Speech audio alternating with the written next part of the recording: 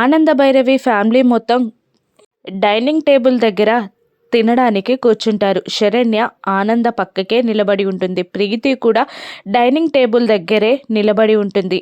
ఇక ఆనంద ఇలా అంటూ ఉంటుంది, అమ్మ శరణ్య, ఇన్నాళ్ళుగా ఇంటికి వచ్చిన కష్టాలని, ఇంటి బాధ్యతలని నువ్వే చూస్తూ వచ్చావు. ఈ మధ్యలోనే కంపెనీ బాధ్యతలు, కంపెనీ పనులు కూడా చేపట్టావు అంటూ ఉండగా దర్శన్ సంతోషపడుతూ ఉంటాడు. శరణ్య కడ నవ్వుతూ ఉంటుంది. మళ్ళీ ఆనంద ఇలా అంటుంటుంది, ఇకపై నుండి ఇంటి బాధ్యతలన్నీ ఈ ఇంటి పెద్ద కోడలు ప్రీతికి అప్పజెప్పమ్మా.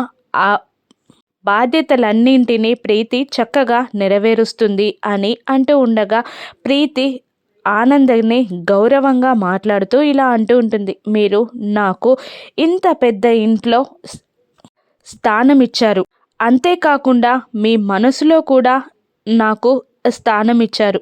నా ఊపిరున్నంత వరకు నేను ఈ ఇంటిని దేవాలయంగానే కొలుస్తాను అని ప్రీతి ఆనందని గొప్పగా మాట్లాడుతూ ఉంటుంది. ఇక ప్రీతి మాటలకి అందరూ ఫిదా అవగా అప్పుడే అక్కడికి వచ్చిన అనన్య భర్తకి, మామగారికి వాటర్ సర్వ్ చేస్తూ, మీరందరూ నన్ను ఎంత అవమానించినా, హేళన చేసినా కూడా నేను ఈ ఇంటి పెద్ద కోడల్నే, ఈ ఇంటి పెద్ద కోడలి అధికారం నాదే అని అనన్య అనగానే అందరూ షాక్ అవుతారు. అనన్యకి ఆనంద ఎలా బుద్ధి చెప్తుందో రాను ఎపిసోడ్స్లో చూద్దాం. Thank you for watching.